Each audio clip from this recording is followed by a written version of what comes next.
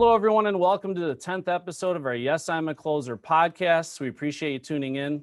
My name is Dominic Caminata, co-owner and founder of Garasi University. Those of you that follow me know that one of my true passions in life, of course, is training salespeople and sales managers to become true master agents of influence, true warriors of the sales profession. And that's why you can see behind me there is the Spartan Warrior helmet. That's really the symbol of our entire company and the core of what we really talk about on our podcast. And if you've watched our podcast before, of course, the previous episodes, we've had successful entrepreneurs, we've had mindset coaches, and we've had guys like Jordan Belfort, Kevin Harrington, you name it. But really the core of our Yes, I'm a Closer podcast, of course, is helping sales professionals become more successful and, of course, close more deals more often. You know, we think about this not just from a sales perspective, but really in life. We feel it's important to understand sales strategy. Whether you have children at home, if you're in a relationship, or you're trying to excel in your business as an entrepreneur, having a strong sales background is going to help you leaps and bounds over pretty much any other technique you can learn. You know, when I'm dealing with sales professionals, I do large seminars or large group trainings. I'll often ask salespeople, how would they define what a salesperson is? What is the true definition of a salesperson? And of course, I get a lot of mixed results, mixed feedback from the sales professionals, sometimes no answer at all. And I'm talking to people that in some cases have 20 or more years of sales experience. They have a hard time defining truly what a salesperson is all about. So at Garasi University, we define salespeople as agents of influence that can influence other people in the direction in which they want them to go. So think of that from a general sense, being able to influence other people in the direction in which you want them to go, right? Is that something that occurs when you have children, trying to influence their behavior, influence the decisions that they make, right? If you're in a relationship, being able to influence with your spouse, a lot of the big life choices that you make, the letting you go golfing with your buddies on a Sunday, right? Being able to influence decisions is really a core of life. And of course, we feel that having a strong sales background is going to springboard you forward and help you become more successful at really any aspect of your life. And that's why we're really excited about today's podcast, because we know that the guest on today's podcast shares that same love and passion for the art of sales that we do. And he's been pursuing this profession of sales for over 30 years.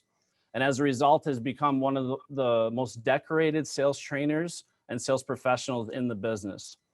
He's a common contributor to multiple magazines, including Pro Sales Magazine and Remodeling Magazine. He's a very busy sales trainer for Atrium and Simonton Windows. And somehow in his free time, he's also managing to run a successful consulting business and is known throughout the industry as the sales guy. And that's literally what his consulting business is called. And you can look at him. We'll give you the information on his website, thesalesguy.com. So without further ado, we're really excited to introduce a one true sales warrior himself, the one and only Mr. Brian McCauley. So Brian, I appreciate you being on the podcast here today. How's it going? Going well, Dominic. How you been? Fantastic, as always. So again, I just want to let the salespeople know watching this to get their notepads out. Definitely be prepared to write some stuff down. I know there's going to be a lot of goodies, little golden nuggets they can extract from the podcast. But just kind of starting at the beginning, Brian, just go ahead and give our viewers just a brief background as to your sales history and how this has evolved and you've become known throughout the business as the sales guy. All right. Hey, thanks and appreciate it. Really good to be with you guys here today. I've been in this business, the building materials business, for almost 30 years. And spent a great deal of that time, probably 25 years of that, in the distribution side of the business. And about 5 years ago, I moved over to the manufacturing side of the business, which is a different world. But what I did realize is how I was going to help grow exposure. You know, in the distribution business, you know what you know in the company you work for, and you know a little bit about your competitors, but what you think you know about your competitors. But in the manufacturing world, I have gotten to get fairly intimate with a lot of different distribution companies and learn their leadership and some of their business practices and get some exposure there. And it was at one of those times I was speaking at a national meeting for one of these other distributors in my role as director of sales training for Atrium and Simonton. And after my presentation at their national meeting, we were in their show area, and a gentleman came up and asked. He was Craig Webb, who at the time was the editor of Pro Sales Magazine. if I'd like to write for that publication. I told him, I said, Craig, I'm not sure I got enough to write about. You know what I mean? He said, well, you spent 45 minutes up there talking to those folks, and you probably had 8 to 9 columns worth of content just right there. So I thought about it a little bit, and then I just called him up and decided I was going to do it. And that's been almost 3 years ago. And as you mentioned, probably about 6-7 months ago, started writing for Remodeling Magazine. So with that extra exposure, seeing different distribution companies, buying groups, and then, they've got over 30,000 subscribers to those magazines, you start being known in different circles. And so I started getting some opportunities and some invites to speak at other people's events outside of what I do for Atrium and Symington. And so I got my first one back in September or October. And I decided that at that time to go ahead and start the Sales Guide. And so I got a website developed for a more professional image to keep all my content out there. And I've gotten a few other clients, so to speak, in that side of the business as well. So that's kind of the Reader's Digest version of who I am and what I've been doing for the last 25, 30 years. Yeah, I've been reading through a lot of your articles, and the great thing is you can tell that the information you're sharing really comes from experience, right? Because you can tell when someone's writing that maybe it's something that they read in a book, or did they actually live it, right? They actually use these strategies personally in the home, and they know them to be tried and true and effective. That way, we know when we're reading the information from Brian McCauley, it's not based in theory. And that's something that we really appreciate and we really admire. And it's, why we definitely wanted to have you on the show. And it's actually our marketing guy, Cody Henson, that he was the first one to come across your articles. And as soon as he started reading through, he's like, Dominic, you got to meet this guy. I mean, this guy really knows his stuff, and I think he can bring a lot of value to the podcast. So actually, great, congratulations on all that. I appreciate it. It's funny that you mentioned it, because when Craig Webb saw me at that meeting, he's a pretty sharp dude. He does his homework. He went around behind me. He was asking other people that I work with that were at this show too. He said, is this guy really for real? And our guys would say, yeah, what he's telling you, these stories are things that he's really done and really been a part of. So yeah, he's not just, giving you a bunch of fluff. If he's going to tell you a story, he's pretty much lived it. And I think that's important, especially in the home improvement, home services industry, that if you're going on in front of a group of sales professionals trying to tell them how to do their job, they can kind of sense when people have that real world experience and when they don't. Yeah. And of course, if someone's trying to preach, here's how you do things, right? And then the salesperson knows that, when's the last time this guy actually executed this in a home successfully with a real prospect? It's hard for that sales trainer, or that sales leader, even that keynote speaker, to have an impact on that audience if they don't have that real world experience. Right. And of course, you've trained thousands of salespeople, and me personally, right now, I'm actually starting a sales management mastermind group. So I'm getting together 20 bright, hungry sales leaders, sales managers to learn their craft. And in terms of sales training, I guess, let me ask you, what do you love about sales training itself? And what do you feel is really an important aspect of being an effective sales trainer or sales leader for those managers that may be watching? Yeah, I'd say from being a sales trainer, what I get out of it is, every day seems like it's different. Before coronavirus hit and we were out, just blowing and going. I mean, I was on 200, 225 flights, a year, wow. 2, 3, 4 cities every daggone week. And it's grass has never grown under your feet. You're busy, you're running, and you're making things happen. I like to be able to positively affect people. I'm not the kind of guy that's going to stand in front of an audience and say, I have all the answers. I don't have all the answers. I have some tips and some strategies and some tactics that may work. And I try to be really relatable to the audiences, but I'm not going to get up and preach. I try to learn something new every day. And I hope other people try to take that same strategy and that same tact. So it's really trying to help other people. And also broaden your own exposure and broaden your own knowledge base as well.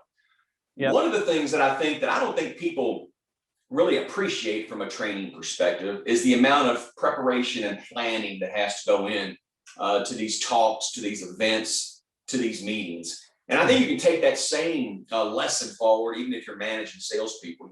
You got to do some planning and some preparation ahead of coaching or managing salespeople in order for it to be effective. And people just don't understand the how much time and effort that really takes. I mean, just for this little thing you and I are doing today, I'm sure on your end, you've done a lot of preparation and a lot of planning for this. We've had some communications back and forth, but just the physicality of your space. I've spent probably an hour and a half before we ever got on our Zoom call today, making sure things were right where I was at, so that when we do start to go, we get the finished product that we want. So yeah, I mean, I spent a lot of time just making sure my hair looked just right for this podcast.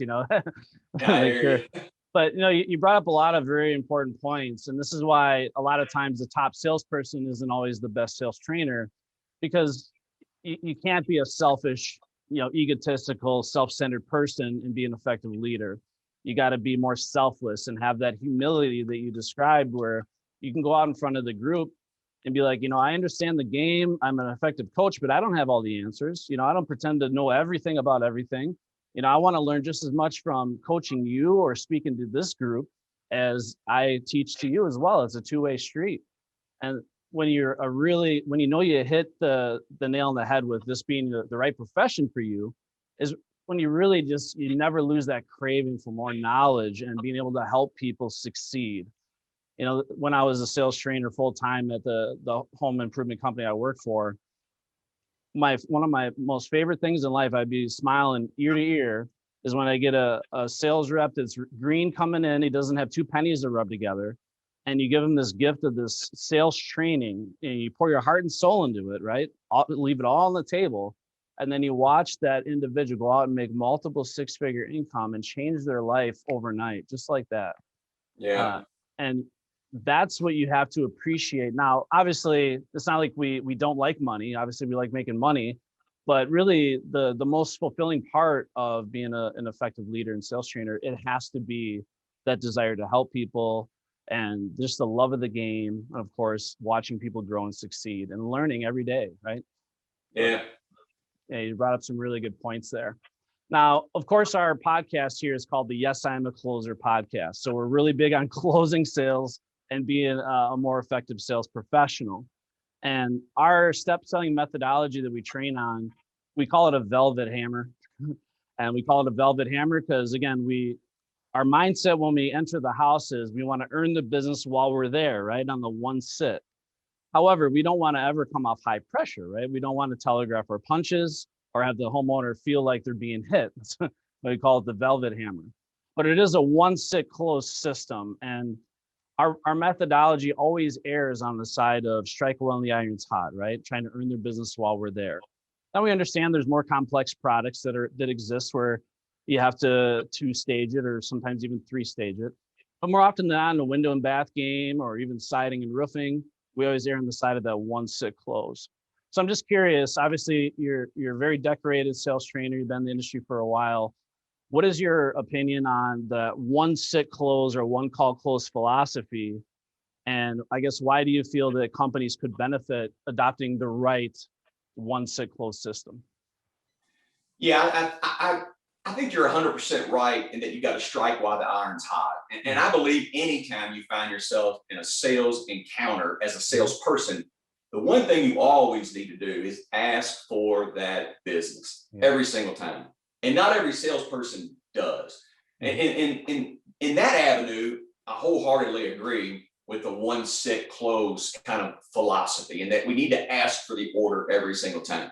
And I've seen companies do it, other ways too as well, and it seems to work for them too. I've seen companies that may have a in-home visit where they get information and start figuring out, what kind of product and that sort of thing they want to offer. And then they have the second appointment back at their turf in their nice showroom where they can show several different samples of the product and, get them on their turf and be able to, move them and persuade them to close. And it seems to work for those guys. There are folks that are just like you all that are one sit close and we make it happen that night and it works for them.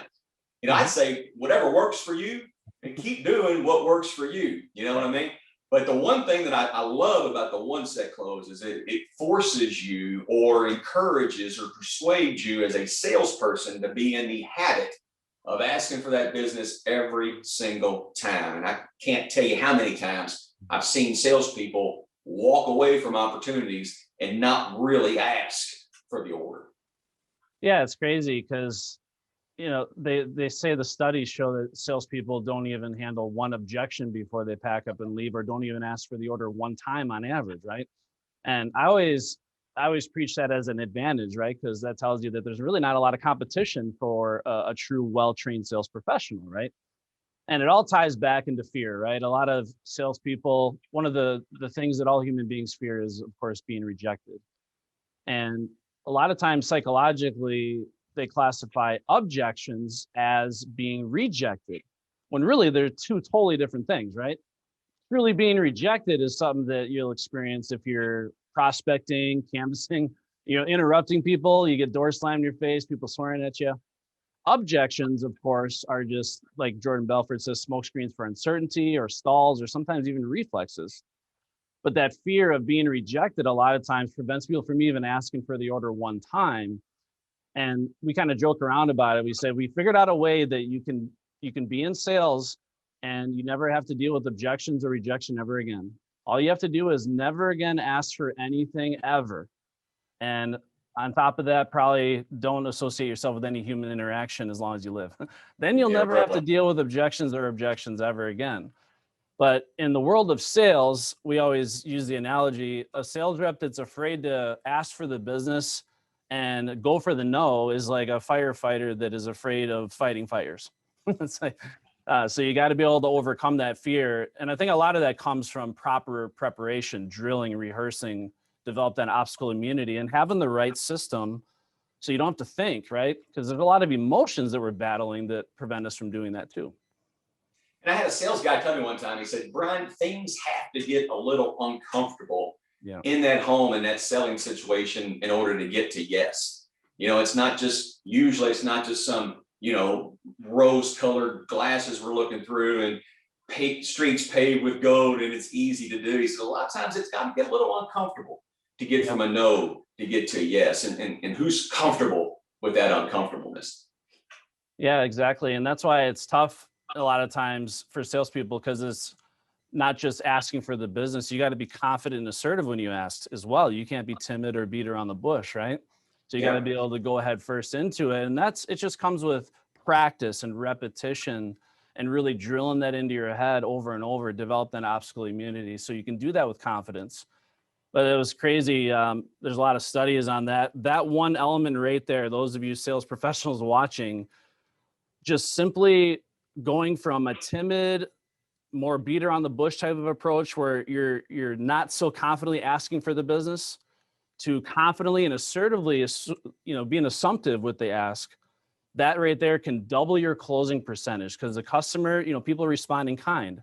And if you're not confident when you ask for their business, guess who else isn't going to feel confident saying yes? Your prospect, right?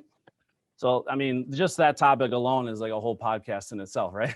So, yeah, very, very exciting stuff. Now, of course, aside from closing, we're firm believers on a step selling system, right? A step-by-step paint by numbers process that takes a sales representative from the moment essentially they roll out of bed in the morning to the moment they close the sale, everything in between, exactly how to navigate the day as a sales professional, but also run the lead the right way. What's your thought on step selling processes, and why do you feel that that's also, in addition to closing, an important element to a sales organization? Yeah, I think it's very important because it gives the salesperson a roadmap. Because salesperson's under a lot of pressure. You're going into somebody's home. You may need the sale really bad, or it could be some extraneous circumstances. You're trying to build rapport in some different things, and your mind's going in a bunch of different directions. And you can get way off track really easy if you don't have a process in which to kind of fall back on. I was taught early in sales that customers make 5 decisions when they decide who, what, when, and where to buy. They decide on the salesperson, the company that person's representing, the products they're selling, the price of those products, and then whether or not it's time for them to buy or not. And they tend to make those decisions in that sequence. Now, they're making judgments on your company and your product before you ever get there. If they hadn't made positive judgments, you wouldn't be there, if you know what I mean. But most of these step sales processes follow that, where you're trying to condition or build trust and credibility in yourself, and then you move into the company, the product, and the price, and then ask for the order. So I agree with any kind of stepped process that kind of follows the way a buyer is making a decision. It seems to make rational sense. It makes it easier for the buyer to kind of follow you along in that process. Yeah, this is, I attribute step selling systems to why I had any success in this business. I came into this industry 11 years ago with no sales experience. This is my my first sales job in the planet Earth. And I was lost. I didn't know what I was doing. I didn't know how to close the door with the wind behind me. I mean, I couldn't afford close at the time, much less know how to close a sale. But having this step selling system, like you said, this is the roadmap that I believed in and I followed and executed. And I'm really grateful that I had that with the company that I worked for. And just simply following the step selling system, almost robotically, my first several leads, my first month probably, I had a lot of success. I closed my first 7 deals in a row, just following the system, not knowing, Awesome. not ever having done it before in my life. And now where's my belief, right? And I never look back. And that's the beauty of it is if a salesperson comes in and they master the process and they have a good work ethic, a phenomenal attitude, literally the potential for success is truly unlimited. And I've seen that where people come into this business, they don't know anything about construction, never did in-home selling in their life, and they learn the step selling process, and all of a sudden they become a $2 or $3 million producer their first year. And there's a lot of things that have to happen there, but that's the beauty of it, having that roadmap for them to follow. They say, if you don't know where you're going, any road will take you there. So that provides. And I think that's a problem with sales management too, in a lot of different industries. I see it on the distribution side as well as the in-home side. You get a new salesperson, you bring them on, you may give them some product information, and then you cut them loose, man. They're left up to their own devices to go out there and either make it happen or not make it happen. Yeah. And if you don't have a process, then you're just setting it up for failure. Yeah, absolutely. Yeah, it's crazy that still exists in organizations. And there's a lot of things where, they give them the samples, say good luck, sink or swim, or the training is not really structured. It's kind of all over the board where they have 34 salespeople doing it 34 different ways. So having that consistency. And I think it's important, not just from the sales perspective, but if I'm going to be an effective coach, I need to have that roadmap to hold my salespeople accountable to, because it's hard to steer them in the right direction if there is no direction. It helps the salesperson, of course, in terms of his path in his profession. But if I'm a sales manager and a sales leader, it really makes a big difference. And I don't know about yourself, but that gave me all the confidence in the world as a sales leader, knowing that step selling process. So when I'm observing a salesperson, I can pinpoint exactly where they're falling short, where they're skipping or struggling, or they simply omitted certain things that they shouldn't have. It really helped me with that hands-on coaching and molding of salespeople. Yeah, absolutely. Yeah. So now, in terms of any step selling system, one thing that I'm a firm believer in that I would always train my salespeople strictly on is scripting. And obviously there's mixed reviews on scripts. The most common thing I hear, Brian, is, I don't want to learn a script because then I sound robotic. I don't sound authentic, right? And my answer to that always is, well, think of any movie you've ever watched, or, think of, obviously we've been going through a lot of political stuff in the United States lately, right? Everything's politicized now. But how intelligent do politicians sound when they're off script? Now you take that same politician with a well-rehearsed script, and all of a sudden they sound pretty compelling, right? So it's not just the script that you need to learn. It's obviously knowing it well enough and working on the tonality and the delivery so it becomes your voice. So that's always my response. But I'm curious what your thoughts are on having scripted parts. Obviously you can't script the whole thing, but having scripted components that are important that the salespeople are required to learn. Yeah, I mean, I think it's very important, especially in that in-home sales line of work. I think you're dead on. People sound more compelling if they know what they're going to say before they say it, because they've been saying it the same way for so long, as opposed to somebody that's just ad-libbing. Now, I agree with you. And one of the things you do often hear is I don't want to appear canned or robotic. So I think there has to be a little bit of give and take. So maybe I take the spirit of whatever the script is and can put it in my own words to make it more me. It's like I don't want to use $100 word if a $5 word will work. You know what I mean? So I want to be able to have the flexibility in that script. There's so many things in life that somebody just seems, and you've probably heard this yourself. I mean, I've presented to people and they've come up and they said, you seem like a natural at this. I don't think anybody's a natural at that. It's planning, it's preparation, it's delivering a similar set of messages the same way over and over and over again. Just to your point about, movie stars with scripts. So I think either scripts or some sort of really solid direction of what needs to be communicated one way or the other, it always helpful. Yeah, I always think of the sales training process kind of like getting golf lessons, right? So if you go to talk to a golf coach, he's not going to say, hey, hold the club however you want and stand however you want and just start hacking away, right? He's going to take you through step by step exactly how to properly grip the club, how to position the ball in your stance, your backswing, your follow through, the 101, how a proper golf swing takes place. Now, that doesn't mean, though, I can go out on the golf course and hit 300-yard drives every single time and all of a sudden be a birdie golfer, right? So what I have to do now is take that foundation of information that he gave me, kind of like your script, but now I need to go out on the course or the driving range and hit the ball thousands of times. And I'm going to develop my true authentic swing, my true authentic way of swinging the club. And that kind of goes to your point where once you have that script memorized, that gives you the ability now to make it authentic, make it your own. And whether it's tweaking, modifying the delivery, changing a couple of the words, but that doesn't mean I take the script and throw it in the garbage and start holding the golf club like this. Yeah. I still know the foundation. It's still all there. I just made it my own. Because one big thing in sales is, of course, authenticity. You got to be authentic. And that's where you come off, people perceive you as a natural, right? Because you are being authentic. You have made it your own. And now this is my authentic way of delivering the message. It comes across naturally. I think it goes back to planning and preparation too. I mean, I may have a certain canned talk or presentation that I've done, dozens and dozens and dozens of times. But if I hadn't done that presentation for 3 or 4 weeks, you don't think that I'm just going to hop up in front of a group of 100 people without any kind of planning or preparation. I'm going to go back and look at that stuff again and in my mind work through the messaging and what do I want to say? How do I want to say it? So I think a lot of things come down to planning and preparation. And I think scripting is one of them. And I think having that core script there as your foundation is important because, as you very well know, you have that habitual reinforcement of bad habits that occurs with salespeople, right? Where they go into a house and they deliver a word track or a script or a one-liner and it gets a negative response or it doesn't lead to a sale. So then the next time they omit that or they change it or they cover a certain slide and that gets a negative response. So then they skip it the next time.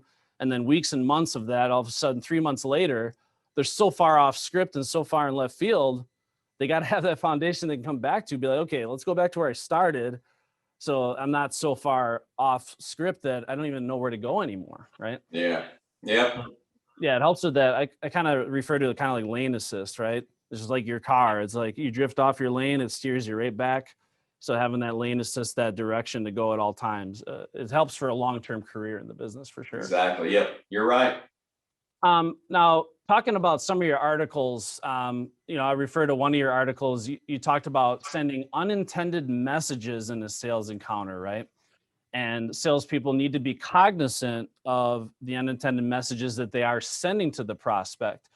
So I just kind of want you to, fill us in a little bit what you meant by unintended messages and what are some things salespeople can do to guard against sending those messages. Yeah, it was mostly that the thought and the idea and the theories around, your body language and your tonality and the messages that you deliver with your body and your words. And if what's coming out of my mouth is not lining up with what I'm doing with my body language, I'm sending some mixed messages. That article specifically was about appearance, and I wrote it because I'm seeing it everywhere, not just our industry, but everywhere. But our acceptance of how we appear to our customers is really starting to go down, in my ever to be humble opinion. And so, but I think appearance takes three different buckets. There's how I look or how you look. There's how our sales tools look, and how our vehicles look. And I'll talk to salespeople all the time, man, that go into the home, blue jeans, t-shirt, hoodie, ball cap, that sort of thing. And they say, I got to dress that way, man. I got kind of a rural area right here, and I don't want to dress too far above my customers. And frankly, I call BS on that. I say you dress that way for two reasons. Number one, you can, and number two, you want to. Yeah. But like you said, I've been coast to coast and ridden with hundreds and hundreds of salespeople over 30 years. And you're never going to find anybody that I went and spent time with that'll tell you I was dressed any differently than I am today. Yeah. Collared shirt, pair of dress slacks, and a pair of dress shoes. I think if you want to be a professional, you need to look like a professional. Now, I also know that falls on deaf ears a lot of times, people in our business. I was actually in Wisconsin. Might have been your backyard. I was talking to a group of salespeople, and I gave that thought on personal appearance. And this dude looked at me and he said, Brian, I can't disagree with that statement anymore, which is a pretty hard line in the sand. And I said, well, what is it about what I said it's got you so balled up? He said, I'm telling you, if you go into one of my customers' homes dressed like that, they're going to think you're some swarmy salesperson. And I said, well, brother, I got news for you. I go into your customer's house before you. I could go in there after you. And within 2 minutes, they're thinking anything but swarmy salesperson. It's called relatability. Yeah. He said, well, I agree with that 100%. I'm like, man, have an opinion and stick to it. Don't get bounced off of it that daggone. What I should have told him, because it was right here on the tip of my tongue, but I didn't. What I should have said is, let's say you and I go into your customer's house together. You dress like you dress, I dress like I dress. Who are they going to think I am? And the answer is his boss, which gives me a higher level of perceived authority, competence, credibility, for no other reason than the way I'm dressed. I could be dumb as a coal bucket, but you dress like a professional, at least that perception of you. And then I talked about sales tools, because if you're going in the home to sell, man, you better not take out a window sample or vinyl siding sample or shingle sample or a decking sample or whatever and have it be dusty, dirty, broke. Take care of your stuff. If you're pulling out that kind of sample, man, it's sending some bad messages to that customer. If he or she can't take care of that, how are they going to take care of my job? And it extends to your literature, your proposals, your quotes, not scribbling something on a piece of paper and laying it out there to them. What's the scope of the work? What am I responsible for? What's this going to look like? What's a detailed breakdown of the price? And then your vehicle. One of the challenges I always heard before we ever even heard and knew what COVID was, I hear from salespeople, in-home salespeople, that there are a lot of times I don't even get in the house. I'm pitching from the front porch. I'm pitching from the driveway. I can imagine it's even worse. It's been much exacerbated now. So I can see an instance where I'm in somebody's front yard, maybe going over my offering, and something's in my vehicle and I have to go get it for them, and they may follow me to the vehicle. And if I open up the door of my car or my truck or my van, it looks like a bomb went off in there. There's cheeseburger wrappers wadded up, stuff all over the place, Post-it notes all over the dashboard. It sends a bad message. So we're on point as salespeople. As well as anybody, Dominic, how much it costs to get good, hard leads to get in somebody's home.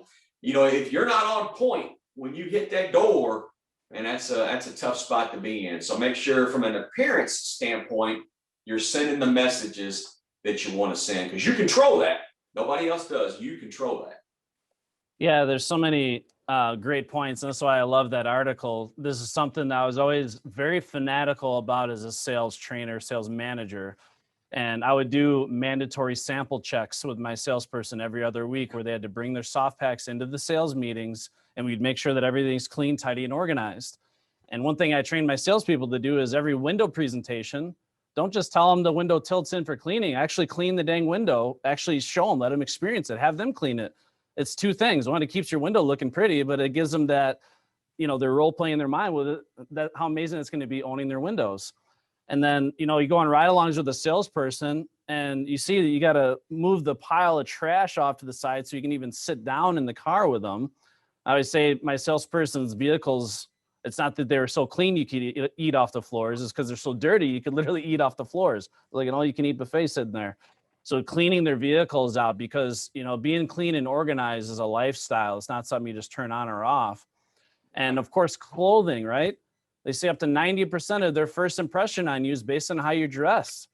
And within seconds, they're making those judgments on you. And you want to give yourself the upper hand. So I always tell my salespeople, before you leave your house, can you honestly tell yourself that you're dressed like a top leading professional in your chosen profession?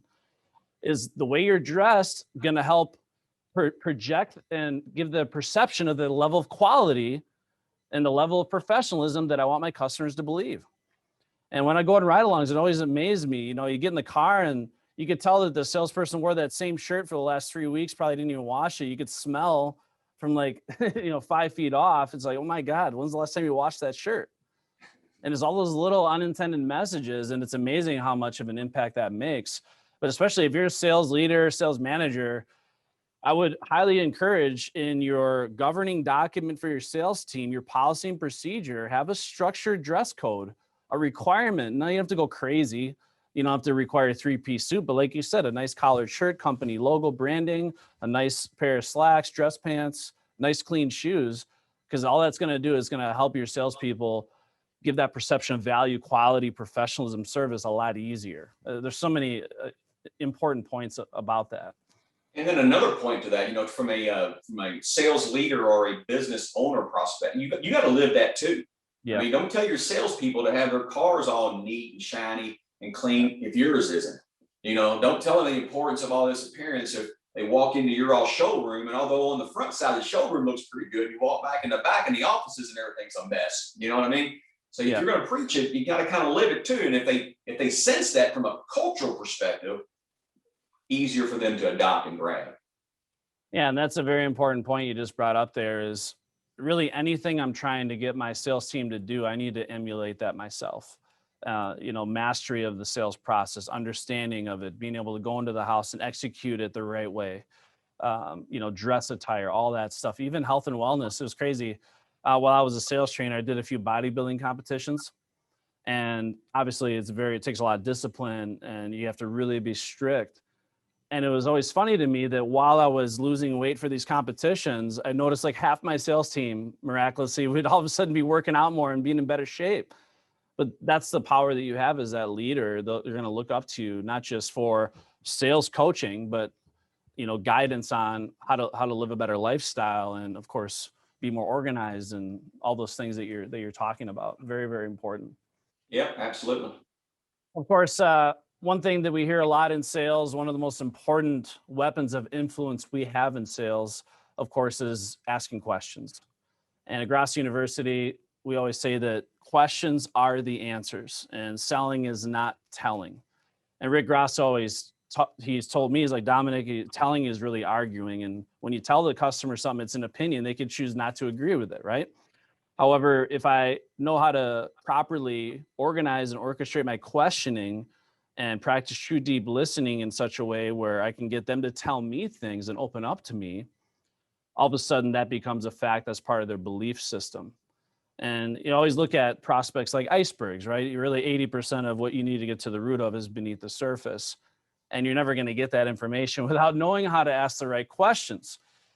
So I guess let me ask you, Brian, what would be some advice that you give to salespeople to help enhance their questioning skills so they can get more to the root of maybe hidden objections, maybe some of the more emotional triggers that you can obviously use throughout the process to influence those people? Yeah, we could probably talk for days on just asking questions. Yeah. In business to consumer sales, I believe it's the number one skill you got to have as a salesperson to be successful. Now, I also think that salespeople, and I think here's the rub, most salespeople think they're a lot better at asking questions than they really are. Yeah. And so if my perception of my ability to ask questions is here, I'm never going to work to get any better. Mm-hmm. And I believe questioning is a skill that you got to practice, daily. You got to continue to hone your ability to ask questions. We mentioned scripting earlier. I mean, I think If I'm going in the home, I should have a list of 6 or 7 questions that I ask nearly every single time. Now, where the conversation goes after those questions is going to vary, but there's certain questions that I need to ask. I was always taught in sales that an objection is a customer's response to an unasked question. Meaning, if I do a better job during that needs assessment or needs identification part of a call, I'll either handle objections before they come up, give me ammunition to handle them once they do come up. But that always plays itself out as true when you do an objection handling exercise. And whether it's a price objection or whatever it might be, salespeople always go back and ask more questions. So if you've got to go back and ask more questions to handle an objection, consider adding those questions in to your needs assessment. You mentioned emotion. And I think questions can help there as well. I always teach that there are 3 words that I think will make you a better questioner almost overnight. And I use an acronym to make it easier to remember. But my acronym is CIA. And I use CIA because those folks are pretty good at asking questions. But my 3 words are consequences, impacts, and effects with an A. I use it as a verb, not a noun. So CIA, consequences, impacts, and effects. And here's what I mean by that. I could be a salesperson for a home improvement company, and I go into the Smith's house and I have Mrs. Smith follow me around. I'm doing some window measurements on the inside and going through my needs identification. And we walk into a room. Let's say it's a wall, it faces west. It's not in Wisconsin. So during the summer, it's kind of warm, and it's in the afternoon, sun's beating in there. And that room's a lot warmer than other rooms in the house. And so I feel that. I asked Mrs. Smith, it's kind of warm in here, isn't it? She said, yeah, it gets that way, especially this time of day and this time of the year, it can get quite uncomfortable. You know, a typical salesperson, if they're faced with a challenge or a problem, they start selling to it. Man, you won't have that problem in my windows. We put a coating on that glass called low E, acts like a mirror, it blocks that heat back out. This room will stay as cool as a cucumber. How many do you want? You know, we're ready to start selling. Right. Anytime you're faced with a customer's issue, challenge, or problem, you should immediately think, I wonder what the consequences, impacts, or effects are of that situation, and then ask. So now I walk into the room and I make the comment that it's warmer, and she said, yeah, it always gets that way this time of day, this time of year. Well, let me ask you, how does that affect how you all use this space? Well, now that you mention it, you know, on the weekends when we should be enjoying this space, you know, my husband's out in the garage, I'm in the kitchen, and the kids are up in their rooms piddling on their iPad. You know, now when I talk about my product designed to keep this room cooler, now, man, you use this space for what it's designed for, to bring you all together. You know, if I talk about consequences, impacts, and effects in the home, then I'm doing 2 things. I'm increasing the emotional level of that customer to want to fix this problem, and I'm increasing the urgency. And the faster I can get those 2 things working for me, the better off I am. Yeah, that is when I read that in that article, that was a very, very clever way, and so important, because you hit the nail on the head there, that salespeople immediately go into sales mode and start selling during the inspection part or when they're doing the needs assessment. And you really got to be careful doing that stuff. Again, you're trying to really get to their pain points and the emotional center of why they're doing this. And, you know, people, we know that they make their decision on that emotion. So having that acronym there as a reminder, and I hope everyone watching this wrote that down, and you're more cognizant of that in your next appointment, right? Or when you're talking to your sales team, if you feel they're having a more difficult time creating urgency or getting that customer emotionally involved in the decision, it's these little things that can truly make all the difference. And asking questions, there's so many different elements to it, but I always think of the Brian Tracy voice activated spotlight above the kitchen table, where every time I'm talking, the voice activated spotlight spins around and the spotlight's shining on me. And if the spotlight's on me, where's the customer left? In the dark. In the dark. If you leave them in the dark too long, you're going to lose them, right? They're going to tune you out altogether, and then the conversation's over. They're going to be looking at their watch, figuring out how they can kick you out of the house. Now, if I keep the spotlight on them, and that comes from being deliberate about asking nice open-ended questions, getting them to open up and practice true deep listening, all of a sudden keeping the spotlight on them for long periods of time, most of the time, if you can ask enough questions, all of a sudden they're enjoying your company, you're getting all this information, and it's helping you obviously influence them in the direction in which you want them to go. There's something I read is actually very interesting. Is called activating the client's self-disclosure loop. And this is the importance of having one mouth and two ears, right? There's a reason why we have twice as many ears as mouths. Is human beings actually get pleasure from self-disclosure. And it sounds kind of funny, but they've actually done these studies where they hook up human beings to, or people, suspects, or suspects, to high-powered 3D MRI machines. They found that when human beings self-disclose personal information, they actually get shots of dopamine released in the brain, which gives them that sense of pleasure. Now, why is that important for you to know? And we've all had this experience, whether it's a family gathering or you meet some stranger at a bar somewhere, and you're talking to this person and you're looking them in the eye and you're sincere and you're listening and you're asking the right questions because you truly want to get to know more about this person. And all of a sudden they spill the beans on all this personal information. They reveal all this very intimate details, and almost to the point of TMI. You're like, oh God, why did this person ever feel the need to tell me that, right? And that's because human beings actually, it makes them feel good. And you can use that to your advantage in sales if you know how to ask the right questions, if you truly practice deep listening. And like you said, if you have those structured questions, and then obviously depending on what direction the conversation unfolds, you need to know how to properly layering those questions with another follow-up questions to get them to truly open up. And it's amazing what you can accomplish there. Like, it really helps you uncover that. And that's what your acronym really does, is it helps activate that disclosure loop, where you may ask that one question, how that affects their use of the space. And all of a sudden they're spilling the beans on all these other things that you're like, holy moly. It's like, opening up Pandora's box, the floodgates open up. So very, very. You hit on it there with the deep listening too. I mean, you can't, from a trainer's perspective, you can't have a conversation about questioning skills without talking about listening first. Yeah. And there's so many times that we ask questions, but we're not really listening. We appear to be listening, yeah, but we're not. I think it was Stephen Covey that always said, you need to listen to understand, not respond. And that's incredibly powerful, but it's incredibly difficult to do. Because to your point, humans have an innate desire to be understood. Yep. And if you and I are communicating, and I can let you know with my body language, with my eyes, with my words, my questions, that I want to understand you. What you have to say is important to me. Mm-hmm. It draws you to me, and you don't even realize it. It's like the old tractor beam in the Star Wars movie. It just kind of pulls them into the Death Star. And they're being pulled. They don't realize they're being pulled. It's a good thing for you, but it's incredibly hard to do. Yeah, and it's important throughout the whole process that you're relating to them and demonstrating empathy and showing that you do understand them the whole time. Because I see that where salespeople do a decent job of that, maybe throughout the process and the demo, and then all of a sudden they get to the close, and now that whole concept of empathy and relating to them and understanding them goes out the window. Now they're just machine gun closing them, close after close, hammering them, and they wonder why they kick the customer to fight or flight, just like that, right? Yeah. So it's important to demonstrate that, even in the close.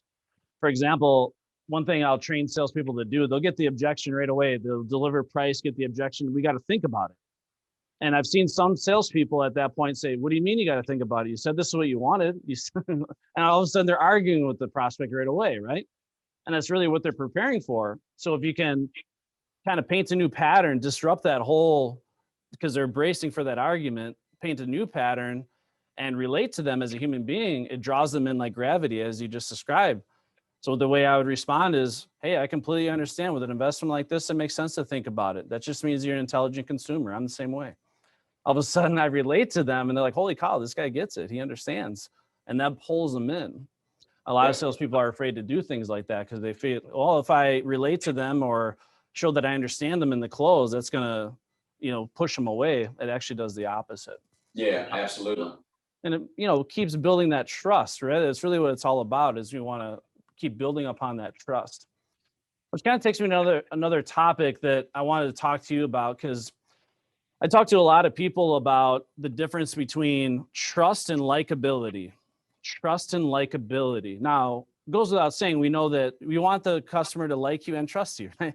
You don't want them to hate you or be irritated with you. You want them to like you. But we always train that, trust is really the most important ingredient to a sale, especially in the home services business, because a lot of times they're buying a product that's not even made yet. They're investing their hard-earned money for something that they won't know if they made the right decision till years after the purchase, right? Now, this all comes back to the concept of rapport, what rapport really is. Obviously, we know building rapport is important. Now, what are some things that you feel salespeople can do to be more effective at building rapport, which is really, it has to do with trust, understanding, and likability, really all those things. And, is it the way they act, the questions that they ask, the way they maintain eye contact? What are some really, some techniques that salespeople can adopt to be more effective at building rapport and building that trust? Yeah, I mean, I think that building rapport incredibly important in home sales. I mean, you're going into somebody's home Yeah. that you've never met before, and you're going to ask them for 8, 10, 12, 20, 25, $30,000. Yeah. Their hard-earned money to beautify their most prized possession, their home. So if you're not from a trust and a rapport, you got to get that built pretty daggone quick. I read a book by a guy named Nicholas Boothman, Boothman. And the book's called How to Make People Like You in 90 Seconds or Less. Nice. He was a fashion photographer of all things, and he wanted to understand body language and how it might make him a better photographer. He identified 3 keys to instant rapport. Number 1 is a good handshake. Now, I know we're COVID times now, it might be a fist bump or an elbow bump. And I believe if I'm going into somebody's home, I think it brings up a good point. Do you want to shake somebody's hand if they're not comfortable with that? So how do you approach that? I think us as salespeople need to be more proactive. And I may say something, an elbow bump's the new handshake, or whatever I can do to make them comfortable. His second thing is eye contact. And I don't know about y'all, but I'm kind of a wacky guy. If I meet you for the first time and you avoid my eye contact, my first thought is I don't trust that person. And I know in my life, I've met people for the first time and they've looked past me, they've looked up, they've looked down. And my first thought is, I don't trust that person. And over time, they've proven themselves to be a trustworthy person. Yeah. You ain't got that kind of time. You're in somebody's house for 60, 90 minutes, and you got to spend 15 minutes overcoming a trust issue that you don't even know is there. That's a tough spot to be in. So eye contact is incredibly powerful. A couple of warning signs, though. We need to make eye contact with all influencers of the decision, not just who we think may make the decision. Mm-hmm. If I'm meeting with 2 people, 3 people, I need to make adequate, sufficient eye contact with every single person completely through the encounter. Yeah. The people that make more eye contact are seen as more engaging, more friendly, more trustworthy. So that eye contact's incredibly important. Mm-hmm. His third key to instant rapport is a smile. What happens when you smile at somebody? You get a smile back? 9 times out of 10, man, they're going to smile back. Yeah. The joke I tell, and it's half true, years ago, I did an informal study. I said, for the next 2 weeks, I'm smiling at everybody I come in contact with. And I'm walking through airports. I'm getting water at the kiosk. I'm getting on the airplane. The dudes, he thought he's either a serial killer or he's running for mayor of the airport. But almost everybody smiled back at me. And what I tell salespeople is, you're standing on somebody's front porch, all fat and happy, got all your samples, you're ready to sell something, and you knock on that door. If that door opens up and you're standing there with a smile on your face, you got about an 85% chance of having that person smile right back at you, which is a much better way of starting this interaction than a frown. So I always glom on to those 3 keys to instant rapport. Good handshake or fist bump. When you meet somebody for the first time, you make sure you make solid eye contact and give them a smile. Yep. Yeah, that's awesome. We actually have an acronym at Gross University. It's called the SRLR acronym. It's not the best acronym, but it's kind of like your CIA, where it's just a reminder when you're in the house is, of course, smile, look them in the eye, repeat their name, and relax them. And it all ties back into the things that we're talking about. You can, that study you did is perfect, because one of the things I talk about is you could literally be walking down the street, not having the greatest day, right? And if someone, a total stranger, walks by you and hits you with a genuine, heartfelt smile, it can literally make your entire day. They say the smile is like the gateway to the soul, right? It's a very effective thing. And Dale Carnegie was a big fan of using people's names. He said that's one of the best ways to win over friends and influence people is using their names. It's like sweet music to their ears.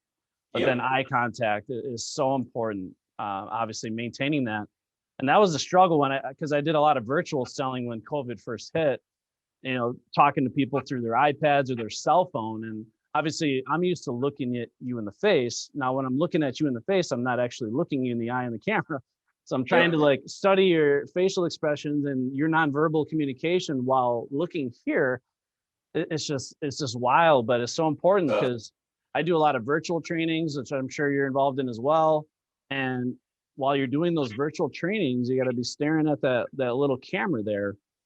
And it's the same type of concept. It's important to build trust, because if we're having this podcast here and I'm down here looking around here, not looking you in the eye, it's like, what is this guy? What's wrong with him? Has he got something to hide? Yeah. And one thing that I also joke about is now you can overuse any technique, right? So too much eye contact is a problem. So what if you never take your eyes off your prospect ever? So you're just like getting samples out of your soft pack. You're writing up your proposal. You just never take. All of a sudden they're freaked out. Like, this guy is a serial killer. So you got to make sure you know the proper balance. And I don't know what studies you've heard, but I heard like between 60-75% eye contact is a good ratio, but a majority. Yeah, I'd say that's a good ballpark. Now, once you start getting cognizant of eye contact and you start, I'm going to say studying it, but you're very aware of it. I've also found that there's a small percentage of the population that are incredibly uncomfortable with eye contact. Yeah. I mean, you can't make eye contact with them for more than a second when they're looking away. So I think, to your point, you're going to find people like that from time to time. You need to let those cats off the hook. There's no sense you following their eye everywhere they go. You're going to end up, really driving them away from you. But it's a small percentage, 1, 2, maybe 3% tops that are like that. You'll get that message pretty daggone quick. Yeah. No, so many great topics, and obviously there's a lot of different articles that people can read. A lot of your sales training. I know you have a lot of videos, even online on YouTube. If they Google Brian McCauley, you look on YouTube, you got a lot of free content out there. But let me ask you, Brian, if people want to get more information on the sales guy, your consulting, or just want to have a conversation, what's the best way for our listeners to reach out to you to get more information? Yeah, the best way would be to my website, Brian with an I, brianthesalesguy.com. I keep a lot of my written articles out there. I keep a lot of videos out there. You mentioned YouTube. You can search me on YouTube and find out that stuff as well. You can always find me on the Assignment and our Atrium websites as well, and circle back from a communication standpoint. But brianthesalesguy.com will get you all of my information. There's a contact button on there. My cell phone's on there, email's on there, everything's on there. So if you want to reach out, have a conversation, that'd be the place to get me. Excellent. And the last thing I want to ask you, if you were to give the sales viewers one golden piece of advice to be, obviously we want shining stars, not shooting stars. We want salespeople to make a long-lasting career. What would be one piece of advice you'd give the listeners to obviously make the most of this profession, this amazing opportunity? I could think of two right off the top of my head. We've already discussed one. Number one would be listen to understand, not respond. I think you mentioned earlier about salespeople being able to help people in sales, but also in life. Yeah. Listen to understand, not respond, to make you a better parent, a better sibling, a better son or daughter, a better church volunteer, a better worker, a better coach, a better leader. So I would say listen to understand would be right up there at the top. And then something we didn't talk about, but I think are important, are the words that we use. And I think as salespeople, when we're communicating to our customers, if the words you and your come out of our mouth more than us, we, our, me, my, I, we're always going to set ourselves up for better success. I mean, our job as salespeople is to try to get our customer to figuratively grab our hand and follow us on this 60 to 90 minute journey where I'm going to learn about your motivations, why you want to do what you want to do, and how I'm just the perfect fit for that. You're not going to want to reach out and grab my hand and follow me on this journey if all I talk about is me. You got to know, and you got to feel, and you got to understand what's in it for you. And that's a philosophy I take when I'm presenting or training to people. And it's also a philosophy that I take when I'm selling, because you know as well as I do, as a trainer, we're selling ideas. I'm selling your openness to open your brain and want to accept some ideas. And you're not going to want to grab my hand and follow me on that journey if all I talk about is me, me, me. So the words you and your, incredibly powerful words in the sales game. Yeah, it's excellent advice. And that really comes back to sales really being a lifestyle. It's not something you want to rely on turning on or off just when you're with a prospect. This is something that you want to practice using these techniques and strategies of, listening to understand and using language like you and your versus me and myself and I all the time, in and out of work, right? So, as you go about your day, again, whether you're raising your children, you're socializing with friends, family, or coworkers, this is stuff you want to start practicing in and out of work. Of course, being clean and organized, your appearance matters. All these things, eye contact, these are things that you need to practice in and out of work. And of course, smile. We're a dang smile, right? So there's a lot of amazing things happening in the world right now. Pay attention to the brighter things in life. Obviously, smiles go miles. And amazing show here. Brian, I appreciate all the valuable insight, the free golden nuggets. And again, more information, make sure you reach out to brianthesalesguy.com. I promise you, even just Googling him, you're going to find a boatload of amazing information. And again, you can tell that it comes from real experience. So with that in mind, that was the completion, episode 10, Yes, I Am a Closer podcast. And as always at Grossi University, yes, you are a closer.